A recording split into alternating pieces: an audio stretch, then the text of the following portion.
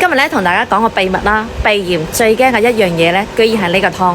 有啲人嘅鼻炎咧就慢性嘅，有啲咧就急性嘅，仲有一啲咧就慢性嘅。咁如果你都有我頭先所講嘅3種情況咧，今日咧就冇行開啦。我今日咧就分享個方法俾你哋，可以斷咗佢嘅味㗎。有鼻炎嘅朋友咧，最驚嘅咧就早上起床嗰一刻，個鼻窟窿咧就好似塞住咗咁，搞到咧成個人咧暈暈沌沌咁，包晒餃子。食少少熱氣嘢或者吹下空調，聞下嗰啲花香咧，即刻又嚟啦，真係特別難受㗎。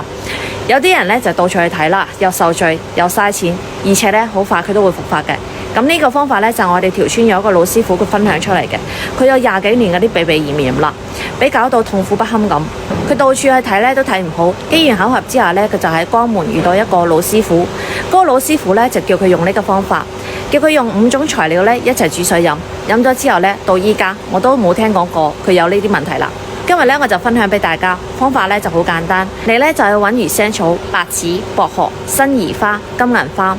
用3碗水咧煮成1碗水嚟飲，放涼之後咧你就可以直接飲啦。咁如果話你包餃子包到好多嘅話咧，你就每日煮佢1次；唔係嘅話咧，你就3日煮1次。如果你覺得麻煩嘅，又唔知道點樣去搭配嘅咧，你咧就去揾呢種湯料包。科學配比，獨立包裝，用料上乘，一袋入邊咧就好多小包嘅。你每次煮落嚟嘅話咧，先幾蚊雞。有需要朋友咧，你可以點開個頭像入去睇下㗎。